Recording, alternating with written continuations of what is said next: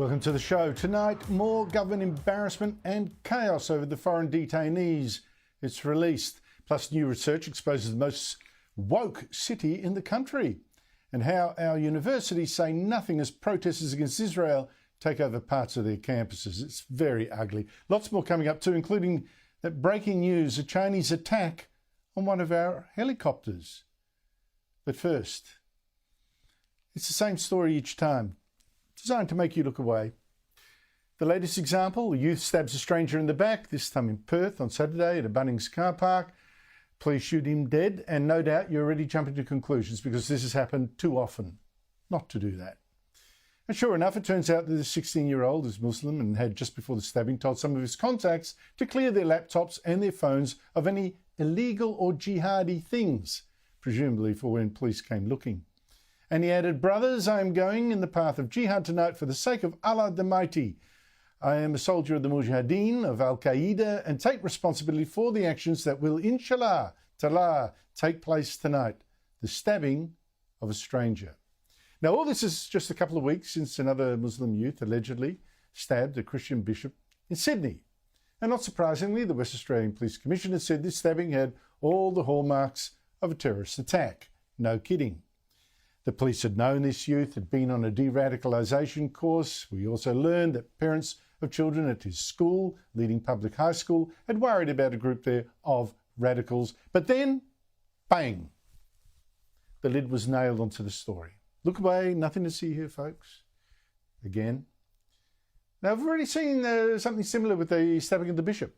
The Albanese government even tried to ban X or Twitter from showing that stabbing. But this time, it's even more so. First, the police commissioner decided not to call this attack a terrorism incident. Now, that's in contrast to when the Sydney bishop was stabbed. But Muslims back then protested this was unfair, they said. The accused attacker was just mentally ill, and declaring this a terrorism attack just spread Islamophobia. Will no one think of the Muslims? So this time we're told this 16-year-old was also mentally ill, and the police chief said this stabbing would not be declared a terrorism incident for reasons that seemed illogical. It certainly has the hallmarks of one, and the reason why I would declare it as a terrorist act going forward, it's about timing. If I need extra capability, particularly from the Commonwealth, sometimes you'll see terrorist acts being claimed very early or declared very early. I believe this is a person acting alone. I don't need additional capability at this time. So terrorism in Australia today is not defined by the act, but the intention. It's just a staffing issue. If you need more cops to deal with it, it's terrorism. If you don't, it's not, which strikes me as a con. It also strikes me as something we're seeing now from all governments and police. You play things down. Say little. Don't call a thing by its proper name. Even praise Muslim leaders. And sure enough, police this time emphasised Muslims had rung them, alerting them to this boy, and the Premier actually thanked Muslim leaders after this Islamist attack. First of all, I'll be thanking members of the Muslim community who have been working with police over a period of time, not only around de-radicalisation programs, but continuing to make sure that we make Western Australia a safe and secure place to live. Should it even need saying, but the Prime Minister also said today, we face the challenge, without actually singling out Islam at all. It's an issue for our entire society, whether it be violent extremism, misogyny and violence against women. It is an issue that, of course, I'm concerned about. It's something that authorities are concerned about, but it's something that parents are concerned about as well. Now, as we saw with the stabbing of the bishop, once again, the blame was put on something very vague and impersonal. Social media, not Islam. There are indications he had been radicalised online, but I want to reassure the community. At this stage, it appears that he acted solely and alone. Well, at least this time they're not blaming Twitter boss Elon Musk. It's just social media. But look, maybe this is the job of the police and the politicians. You keep a lid on dangerous passions, treat the multicultural community we have like a stick of dynamite or something, and ignore the inconvenient truths. So here again, we got warnings not of Islam, but of a fear of Islam, apparently in order to stop even worse things happening. So it seems the strategy today is not to tell you the truth, but to manage a clear and obvious danger. Now, look, it may indeed be perfectly true that in both stabbings this year and in past Islamist terror attacks in Australia, a number of them fatal, they were all done by crazy people, or all done by the mentally ill. It could be, but it does seem to me a little pat. If someone tries to kill for Allah, by definition they're crazy, problem solved, look away. I think the question really must be why there is religiously inspired violence when it seems more likely than not each time, or almost every time in Australia, to be inspired by Islam. You don't think, oh, I hear of a terror attack, could be Buddhists, could be those Hindus. What about those Christians? You don't think that. And the issue, as we've discussed before, is that, yes, indeed, the offenders may be mentally ill. But many seem to me to be responding, mentally ill or not, to what seem to be clear messages in the Quran and in the sacred Hadith, texts of Islam, to subjugate and even kill unbelievers, those who insult Islam. Now, we've quoted on this show before such passages. We've had the top scholar of the Quran a number of times on here to quote them for us. And the Islamic State has also quoted those texts in support of what it does. And such passages may help to explain the violent rhetoric, not just online, but now on campuses from pro-Palestine and anti-Israel protesters. Online, you get Sydney hate preachers, or this kind of stuff from a British Muslim. Ali Dawa, with an astonishing 1.2 million subscribers on YouTube alone. Here he quite calmly endorses, for instance, killing people who leave Islam. There's a reason why there's a capital punishment, because people like you, little weaklings who leave their religion and cause corruption in the land by spreading it, the capital punishment in Islamic law would be applied to you. We have no doubt, and we're proud of that. Yeah? Capital punishment will be applied in an Islamic state. Yeah? No, Islam says the right of the community is greater than you individual wanting your right to freedom, which is BS. I see. Now, politicians have got to be a little bit more honest. When they say, oh, they were radicalised online, they should put names to it, like by this kind of person online. A person, not a technology. On our campuses, the anti-Israel protests. Again, there's this such violent rhetoric. I mean, this is Habiba Jagouri. She's the former editor of the Adelaide University Student Union newspaper, urging people to come to the anti-Israel protest camp now set up at that university. Now, she's a radical who on October the 7th last year, the very day that Hamas terrorists slaughtered 1,200 Israelis, they raped women, they beheaded men, they shot children, they took hostages. She tweeted praise on that very day of these terrorists, saying, "It's beyond magnificent what we are watching. My entire heart is with them." October the 7th was a new page in the history of Palestine, and she added, unconditional solidarity to the resistance. The final intifada has started. Now, police 5 weeks ago dropped charges against Jagouri of promoting terrorist material in that period, and she celebrated by repeating total support of what she called the Palestine resistance, or what I'd call the Hamas terrorists. Total support of whatever they did. I stand with Palestinian resistance. I stand with by any means necessary. Now, to me, it seems inconceivable for a believing Christian to celebrate rape, beheadings, murder of children, massacres, kidnappings. But to that Muslim and to too many others I've shown you over the years, it is not. And you cannot simply wish away the role of Islam in this. Here, for instance, is a Muslim cleric in Sydney celebrating the Hamas slaughter of the Jews. I'm happy. I'm elated. It's a day of courage. It's a day of happiness. It's a day of pride. It's a day of victory. So yes, we can praise Islamic leaders who help to alert us to terrorism threats, and we should. And we can try hard to distinguish between radical Muslims and the peaceful majority, and we should. We can try also to allow for mental illness before blaming someone's faith. But all that said, we will be fools to be blind to a pattern and stupid not to demand more from Muslim leaders, not to simply denounce an act of terrorism, but to preach tirelessly a new, reformed Islam, if that's possible, that gives even the mentally ill no map for violent action, and for them to denounce the hate preachers even more than I do. And I don't think we're there at all.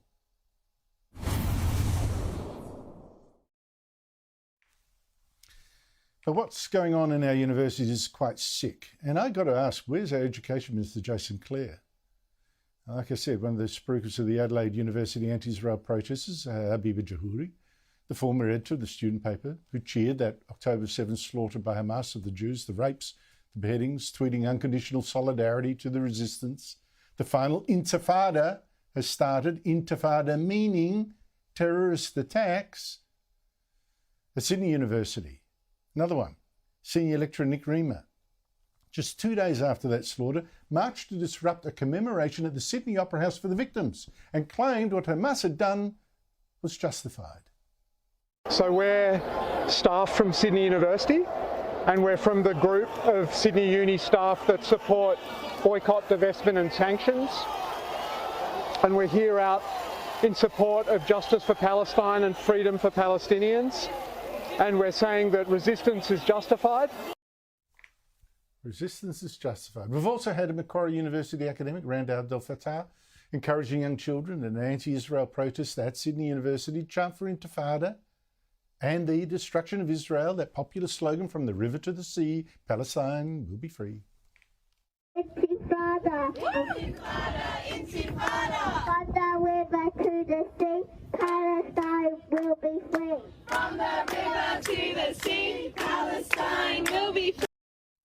At Melbourne University, anti-Israel extremists, many masked of course, to hide their identities, feel like little, guerrillas themselves, set up an unlawful tent protest on campus, harassed the Vice-Chancellor as he walked to work, set off fire alarms, amplified chants of abuse outside his office. And last week, a gang of up to 100 men, many bearded or in Arab clothing, and again some masked, chanted and carried Islamic and Palestinian flags through Sydney University.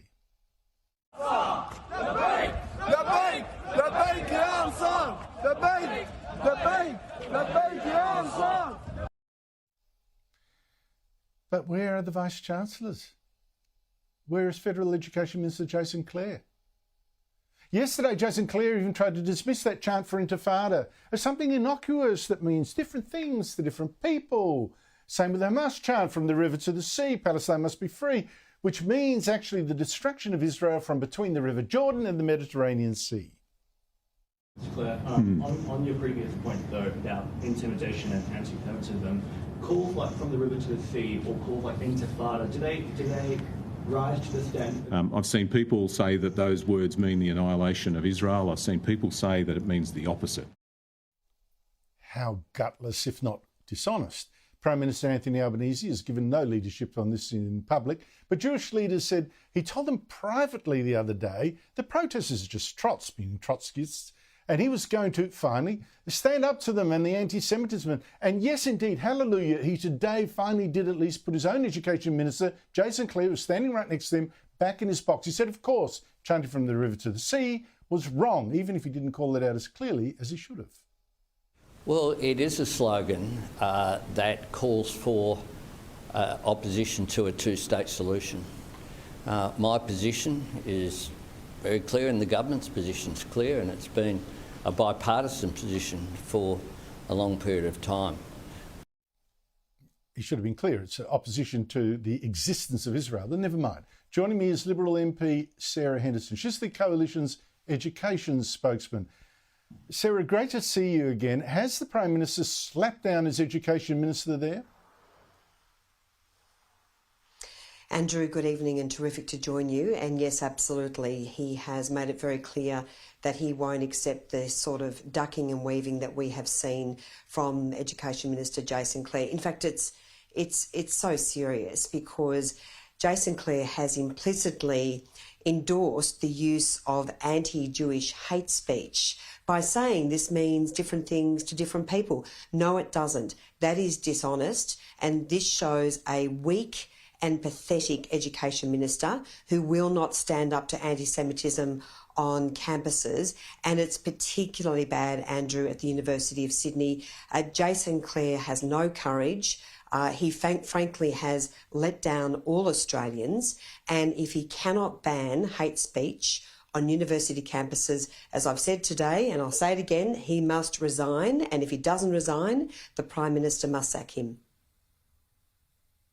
But Sarah, here's the thing. They will say, look, universities are temples of free speech. I mean, that's laughable given some of the things they've been up to, but temples of free speech, you can't ban, one side putting their argument. What do you say to that? This is not an issue of free speech.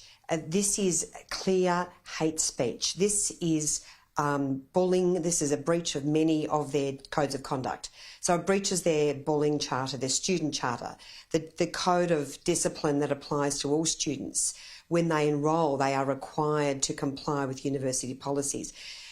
Some of the Vice-Chancellors have not had the guts and the courage to enforce their own codes of conduct which protect all students from discrimination, from harassment, from threats of violence and from intimidation. And this absolutely crosses the line.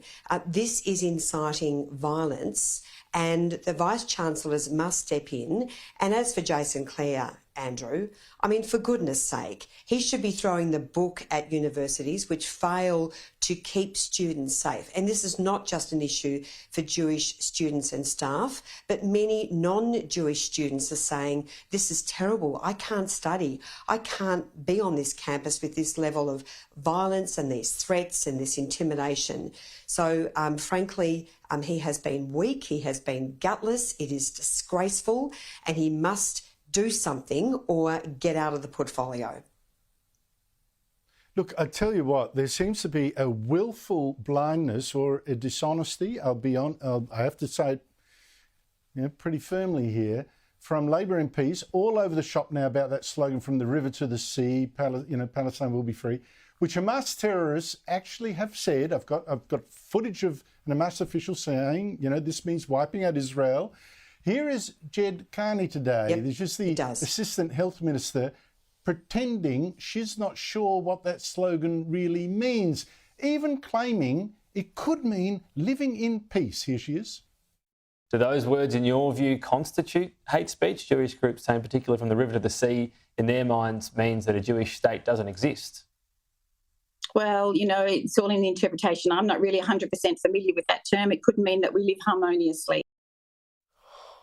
Sarah, I'm calling bull on Carney's claiming she didn't know what that river to the sea slogan really means, because 3 years ago, as you probably know, she was called out by other Labor MPs, including the late Kimberley Kitching, a friend of mine, for this post of her, put up of her under that very slogan. The Sydney Morning Herald back then reported that a sheepish Carney told colleagues she did not endorse the wording of the post, from the river to the sea.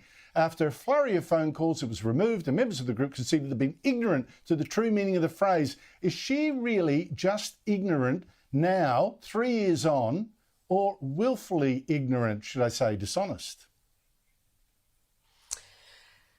Well, I think the only conclusion that you can draw is that Jed Carney is not being truthful, because I remember that very well. In fact, Alan Tudge called this out when the Melbourne University ALP club was running some sort of rally. There was Jed Carney. That post decrying Israel and the right to exist was actually pulled down, Jed Carney was very well aware of what that phrase meant, that it meant the end of Israel.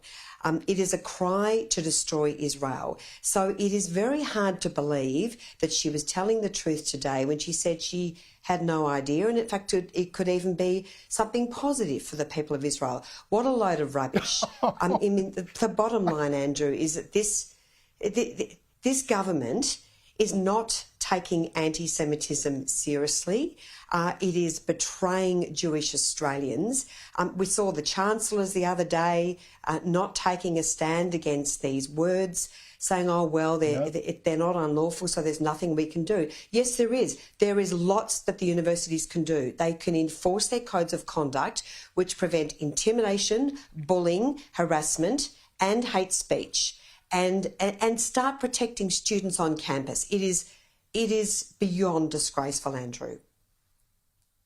Look, I apologise for laughing back then when it is so serious, but Jed Carney's chutzpah, are we still allowed to use Jewish words? Chutzpah, and claiming, I don't know what, it could mean peace. I mean, what does she think? She must think the Australians are fools to believe that kind of stuff. Yeah. We know better than that. Yeah. Sarah Henderson, thank you so much indeed for your time. Incredible. Brazen to your face. Oh, it could be kind of, living in peace. After the break, the Albanese government's detainee scandal just got even worse. Incredible. Anthony Albanese's excuses have just been contradicted by one of his own ministers. The Albanese government's detention disaster just gets worse, and again, honesty is now one of the big issues, or dishonesty. The Prime Minister today contradicted by his own Home Affairs Minister when he tried to blame someone else. And caution, a distressing picture coming up. Last week we had the Prime Minister saying it wasn't his government's fault that ankle bracelets were removed from a foreign detainee his government freed, removed before that detainee then allegedly bashed and robbed this 73-year-old woman and her husband. Albanese blamed that decision on what he claimed was an totally independent panel of experts. Well, the Community Protection Board is, of course, a board that's independent of politicians. But as I showed last week, no, this board reports to the Home Affairs Minister. It actually includes employees of a department. The Home Affairs Minister, Claire O'Neill. The government's always had the final say. And O'Neill had to admit to that today. Well, it is a part of the government, but it's a group of experts who are making decisions and recommendations to a delegate within the Home Affairs Department. And so, it's not independent in the sense that it's not a separate structure from government. But Albanese today was still trying to claim it's not really his government's fault. It was that delegate thing. Prime Minister, where does the buck stop? I stand by that. I stand by that. So it's not up to the minister to make the final decision? I stand by that. People have delegates across a range of areas. And the Prime Minister has presided over a process now where he's delegated his responsibility to keep Australians safe to some unelected body, and then he blames them when they make the wrong decision. Well, Prime Minister, the buck stops with you. If Minister Giles is not up to the task, sack him. If Minister O'Neill is not up to the task, sack her. Joining me is Michael Kroger, former President of the Victorian Liberals, and Stephen Conroy, former Labor Senator and Cabinet Minister. Michael, why doesn't the government simply cop it? Say, our fault, we're sorry, instead of this fast day in, day out, now blaming an official scapegoat called a delegate. He can't bring himself to do it, Andrew, which he should. I mean, Peter Beattie was the master of admitting the obvious mistakes governments made and getting credit for having done so, but Albo won't do it. I think the bigger issue, Andrew, is whether Albanese's lost control of the country. I mean, for me, that's now the big issue. He's lost control of immigration. He's lost control of the detainee program. He's lost control of a number of his ministers, now including Jason Clare today, obviously O'Neill and Giles. He's lost control of inflation because he's lost control of government spending, which is going from 600 and something million last year to 775 billion that is in 2027. It's increasing 25% in 4 years. So he's lost control of inflation because he won't curb government expenditure. crime is out of control in this country in various areas. He won't call out the problem with Islamism. And I think on top of all that, he's lost control of the universities, Andrew, and we've seen the greatest onset of anti-Semitism and Jewish hatred I've seen in my lifetime. So I wonder what he's in control of. This guy's not up to the job, and he's lost control of the country, Andrew. Stephen Conroy, it does seem a very ratty performance, even if you think parts of it are defensible. It just looks dreadful. Well, look, I just discount 97% of what Michael said there as a speech, not in any way related to your question. But to your primary point... Which part of it's wrong, Stephen? Which part of it's wrong, my friend? I agree with your commentary. I applaud, as always, your commentary on the anti-Semitism that has been unleashed. But I don't think that it's Anthony Albanese's fault or that he's lost control of it. He was very strong today, and I congratulate him for calling out. I've said a number of times on this show that if you are marching, if you are standing beside banners that say from the river to the sea, you are advocating for the destruction of the state of Israel. That is not Labor policy, never been Labor policy, and won't ever be Labor policy.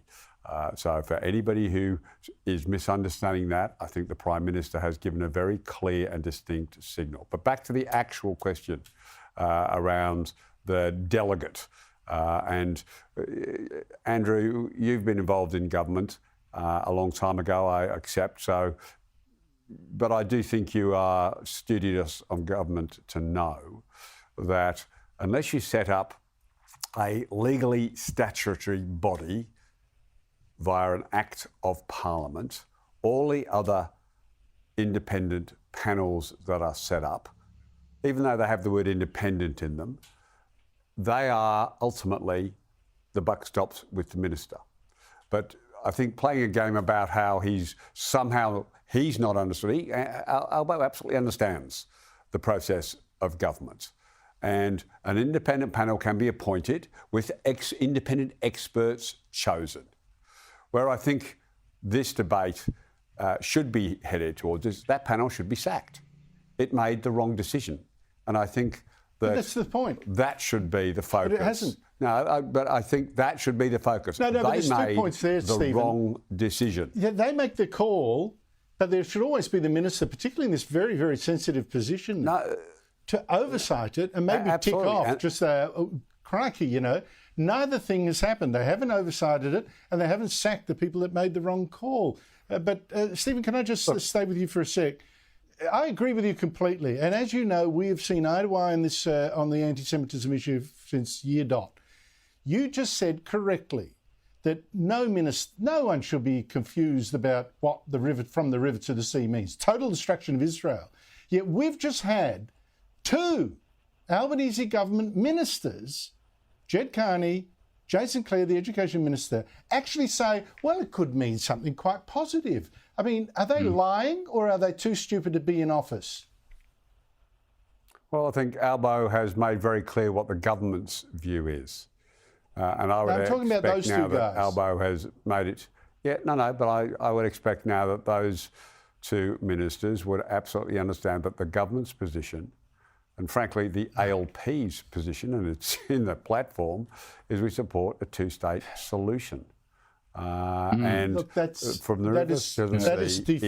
That is a deflection. I'm asking whether they were lying to us about, it could actually mean something nice. You'd have to be an idiot, total idiot, unfit for government if you think that. Michael Kroger, what did you make of that? Well, I saw that Jed Carney interview this afternoon. I wrote notes of it, and I was going to raise it on your show tonight. But I couldn't believe what I heard. And you've correctly said it. What a bizarre commentary she made. And, you know, of our friend Stephen Conroy, Stephen, the best you can say about the Albanese government on Israel is this, that we should applaud the Prime Minister because he doesn't support the destruction of Israel. That's basically what you've said tonight. And by the way, can you tell Albo next time you're speaking to him? Can you remind him that Don't put words in my mouth. Can you remind him that Leon Trotsky was Jewish, by the way, and when he was younger was involved in a number of campaigns against anti-Semitism. So this bloke, look, the bottom line is this, Andrew, this government at every level has paid lip service to Israel And any Australian of Jewish background that thinks about voting Labor again, please think very seriously about it, because these people are not your friends. Michael Kroger, Stephen Conroy, thank you very much to you both. And I would say, of any Jewish Australians watching, you just saw two ministers, in my opinion, either lie to you about what was being chanted, lie, or be too stupid to actually have any opinion at all worth hearing, probably on anything. After the break, the murder of 2 Australians in Mexico. Now, something about this story we're being told by the Mexican police seems to me a bit odd. This is such a tragedy in a country, Mexico, that's just crazy with violence. You have 2 Australians, their brothers, have been shot dead, executed really, along with an American friend on a surfing trip to Mexico, shot in the head. And this was on Mexico's west coast, in what authorities quickly said, oh, it's a robbery gone wrong. Thieves wanting the tyres to their car. The Australians, resisted. 3 people have been arrested. Locals came to show their solidarity with the young men, while the poor parents of the Australians rushed over to identify their bodies and be with their boys for the last time.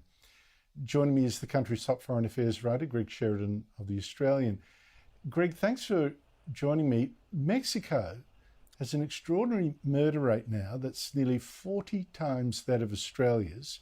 What's going on there?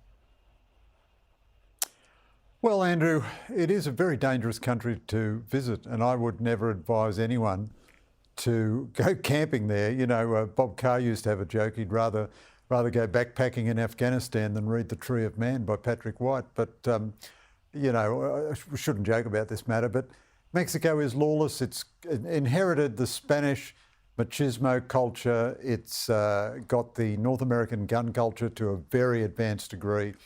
It's tragically failed to establish really powerful, disinterested state institutions. And the whole of Latin America suffers from, a first cousin of Peronism, where the governments always practice a kind of clientelism and spend beyond their means, look after vested interests and so on. It just has never quite got it together as a modern OECD economy and society, and the power of the drug cartels. I mean, we've had Australian law enforcement warn that very often you're dealing with more powerful actors than states. They've got their own submarines, their own armed forces, which outgun state armed forces. And this is a terrible tragedy. These, very fine young men whose lives have just been wasted. But I'd say it's a cautionary tale. I'd say to Australians, if you visit Mexico, go from the airport to your hotel, and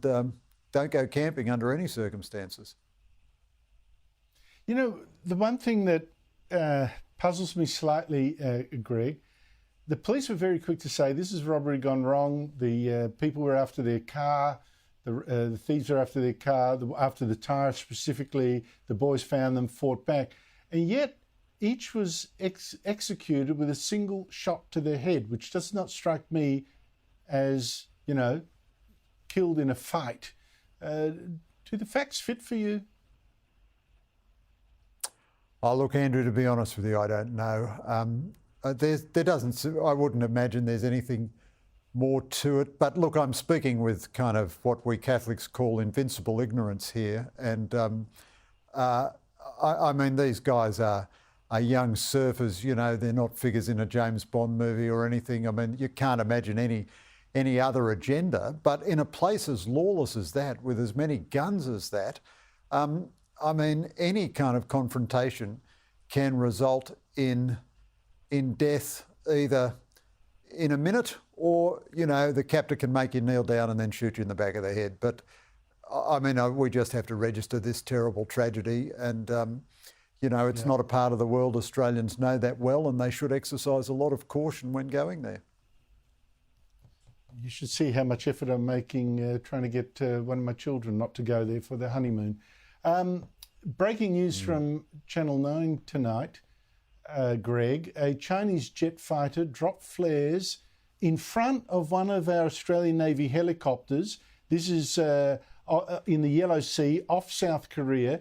This Chinese jet dropped these flares right in front and right above It could have been dangerous. Praise is going to the pilot for avoiding them. The Defence Minister, Richard Marles, has said this is unprofessional, unacceptable, he says at the very least. This has happened on Saturday around 7:30 our time. What do you make of all this? Well, it's profoundly disturbing, Andrew. It's in character with the way the Chinese have been behaving. But as I understand it, our naval presence there is in pursuit of a United Nations resolution authorised by the United Nations in what is undisputably international waters. I mean, the Chinese don't have any claim to these waters and don't make any claim to these waters. We were enforcing sanctions on North Korea, United Nations mandated sanctions. The Chinese claim to be part of that United Nations system. And they dropped flares from a fast jet in front of our slow-moving helicopter. Now, the pilot did well to get out of the way, but this is a shocking incident, at the best, extremely reckless. And it points up two undeniable realities for me. The first is the Albanese government just won't take defence seriously. We have no independent defence capability, and no matter how many signals the Chinese give us, we are determined under the Albanese government not to acquire any. And secondly, what does this make of all the happy talk from the Albanese government about normalising relations with Beijing? Now, I did criticise Morrison and Dutton for sometimes overdoing the rhetoric, constantly talking about going to war with China, whereas we don't have a pop gun to go to war with, you know. But the Albanese government has swung far too far the other way. And the only time it says boo to China is when Chinese military threaten the life and physical safety of our service people at sea. And mind you, we can hardly ever put to sea because we don't have any navy. But I don't think you could get a much more serious incident than this, short of actual combat. Let's remember the Chinese jets have also dropped that aluminium shaft in front of one of our fighters. Under this government, they used sonar to hurt some of our Navy divers that were trying to clear a propeller when they were in the water. I mean, I think you're absolutely right. I think the government's also made a mistake when you see that these are China's intentions when they're supposedly grateful to this Albanese government for lowering the temperature, and they still do this. You know, we're fools for this government to make itself even more economically dependent on China than it has been by pursuing more and more trade deals with China instead of trying to diversify to alternative markets. I couldn't agree with you more about that, Andrew. I've been writing about this for years and years and years. We ought to have a trade strategy of diversification. Now, one of the great big opportunities we had for diversification was the Indian Adani mine. We ought to be leaping over ourselves to trade with India, Japan, South Korea, Taiwan, like-minded big economies in our part of the world. And instead we subjected Adani to a kind of a water torture for 10 years, made it almost impossible to invest in Australia. And this is an indictment of the previous government too. No Australian government has seriously pursued a strategy of trade diversification. The Albanese government is going to give a few $1 billion to American submarine makers and $1 billion to an American Silicon Valley firm to invent quantum computing, but it won't do all the obvious things, such as increasing our diplomatic representation in non-Chinese parts of Asia, increasing our trade, and you know, all the other things that ought to be part of that agenda. Oh, Greg, it is just so frustrating. I know now how Winston Churchill must have felt in 1938-39. Greg Sheridan, thank you so much indeed for your time. After the break, breaking news about the Brittany Higgins saga. Higgins accused in court documents of intending to defraud. Plus, a new survey reveals the most dangerously woke city in the country. And no, there's no prizes for guessing which. Breaking news just before the show. The Brittany Higgins case could now claim another victim, Higgins herself. The Australian newspaper reports she's now accused in court documents of intending to defraud future creditors. You see, a judge last month said Higgins had been raped by colleague Bruce Lehrman at Parliament House on the balance of probabilities, but that Higgins had told complete untruths about the Morrison government's reaction, falsely claiming it had covered up the rape and so on. But the Albanese government nevertheless gave Higgins $2.4 million in compensation once it won government to compensate her for that supposed bad treatment. by the Liberals. And now Linda Reynolds, who was Higgins' boss as Defence Minister, has started legal action today in the WA Supreme Court to set aside a trust Higgins set up to protect her payout. She's suing Higgins for allegedly defaming her, falsely accusing her of that cover-up, and reckons the trust is a way for Higgins to avoid paying her any damages if Reynolds wins. Reynolds says in an affidavit, this trust was made with the intent to defraud future creditors. We'll see where that goes. But again, why did the Albanese government give her all that money? Now, I was told last week on the show, I was kidding myself, thinking the West had reached peak woke and the fight back had now started with another tiny sign, although I had to look to Britain to find it. His Conservative government has ordered that new buildings have single-sex toilets for women and for men, no more of these gender-neutral ones. But in Australia, the woke revolution is still raging, and a new survey of more than 3,000 voters has been done by the Australian Population Research Institute.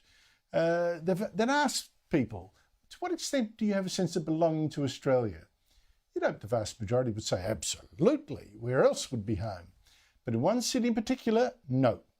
Here are the results. In multicultural Melbourne, just 49%, less than half, said they had a great sense of belonging here. Compare that to Brisbane, 59%. The region's 62%. 10% of Melbournians said they only had a slight sense of belonging. 3% said none at all. Joining me are Daniel Wild, Deputy Executive Director of the Institute of Public Affairs, and Steve Trevuris, Senior Lecturer in History at Campion College, co-author of The Forgotten Menzies. Daniel, what did that survey tell you? Well, a couple of things, Andrew. The first is that the multiculturalism that we had in the post-World War II era is very different to the multiculturalism that we have today. It worked well for many decades after World War II. It's not working today. We're a divided society. We can see that on our streets and on our university campuses. Looking into the survey, a couple of really interesting things, Andrew, and it won't surprise us to learn that one of the key factors determining the extent to which somebody feels a sense of belonging in Australia is whether or not they're at university. Just 28% of those who are currently at university said they had a sense of belonging in Australia to a great extent. That more than doubles to those who are not or who have never been on a university campus. And this just reinforces everything that we've been talking about, Andrew, which is the higher education system is failing the next generation of Australians. It's not a surprise that so few people have a sense of belonging when you're told Australia is a bad country and a racist country. Why would you feel a sense of belonging in a country that tells you that? So that's one of the key driving forces. How long have we been saying this? How long, Daniel, have both of us been saying it? Stephen Trevura at the university stand condemned, and you've worked for them for years. What say you? Well, everything that Daniel said is absolutely true. One thing I will just say, and I think it's important, is that the post-World War II immigration policy was not under a policy of multiculturalism. It was under a policy of assimilation. Now, inevitably, ethnic cultures did emerge, but it's really in the 1970s under Whitlam and then Fraser that the idea of multiculturalism, which actually begins in Melbourne, starts to become very powerful. And at the same time, you've also got radically sort of non-Western cultures coming in. So at the same time, you've got non-Western cultures coming in, particularly from the Middle East and Asia, and rather than affirming assimilation like they did after World War II, on top of that, they affirmed multiculturalism. And that has led to a cultural fragmentation in Australia, and no one really knows how to fix it. There needs to be a re-emphasis on Australian unity, and John Howard was really good on this. He said he was not comfortable with the policy and the term multiculturalism. Peter Dutton, the Liberal Party can lead the way on this. Peter Dutton needs to come out and say we need to talk about Australian unity and not multiculturalism, and that is something that I think is going to actually speak to a lot of Australians. Look, I think that's spot on. Daniel, I want to show you another warning, this again from Britain, of where we're going under this that both of you described. Britain's just held elections for its councils. This is the winner of a ward in Leeds, a major city in Yorkshire. We will not be silent. We will raise the voice of Gaza. We will raise the voice of Palestine. Allahu Akbar. Daniel Wild, chants of Allahu Akbar, a win for Gaza. I think it's not a win for Britain or even Yorkshire then. Well, it's bone-chilling, Andrew, and we just had Brendan O'Neill out here in Australia for a couple of weeks. He's one of the great intellectuals in Britain, used to be the editor of Spiked, and he made this point to us, which is that Britain has gone probably further down the road of this racial, religious and ethnic separatism that's now driving some of its politics. But he said, look, Australia is not too far off. And I think that there are signs that may be happening here. We know that when you've got up to a third of all voters in certain federal electorates, like Tony Burke's electorate in Western Sydney, who identifies having an Islamic belief or a Muslim, that is driving a lot of the policy from the Labor Party. We've seen that in terms of the response to the conflict in the Middle East. We're seeing it in terms of their approach to foreign policy. And we've got this real issue where we have this fragmentation in our society. And, if you ask people what are Australian values, I'm not too sure that you would get a same response across our nation. So it gets to this point that we need to have the re-emphasis on our shared values. There is much more that unites us than divides us. But unfortunately, we're just not getting that leadership out of Canberra. We saw that with The Voice, one of the most divisive proposals ever put to the public. That did us no favours in terms of having a more unified nation. Oh, you also see it with flying 3 flags, 2 of them racial flags instead of 1. You see it in the antipathy to Australia Day, not allowing councils to skip it. I mean, in any which way you look, you're seeing this disintegration, which is easy. Any idiot can, pull a country apart. It takes courage and leadership and intelligence to bring it together. This government's got no clue. Stephen, before the show, you said you wanted to talk about the Macquarie Bank announcing it's going to eventually, gradually go cashless. Should this bother us? Absolutely, because at the end of the day, cash is freedom. The more our economy goes electronic, the more everything that we purchase can be tracked, the more our movements can be tracked. And this is not some conspiracy theory. The more our funds can be shut down on us for our views. Similar things have happened in England. And so the harder it is for us to be able to use cash in Australia, the closer we are to a kind of techno-surveillance totalitarianism. And so cash is king, cash is freedom. We need to keep cash going. If your bank cancels cash, go to another bank and start using cash. Daniel Wild, 30 seconds left. What make you of this? Well, in addition to that, I think it's a matter of choice. Australians should be free to choose whether they want to do the tap and go on the financial transactions or whether they want to use cash. It's also just prudent. I mean, if the system goes down, everything goes down. We saw that when Optus shut down. So from a risk management perspective, you have to have cash as an option, as a fallback option, especially if there's a cyber attack. What do we do in those cases? So I share the view that we've got to keep cash in circulation in our economy. I agree that cash is freedom, but so many people don't seem to want that freedom that much. I don't know. C. Trevura, Daniel Wild, thank you very much to you both. That's it from me, but coming up now is Sharry Markson, who's got an interview I'm sure looking forward to with Josh Frydenberg. So stay along for that one. Good night.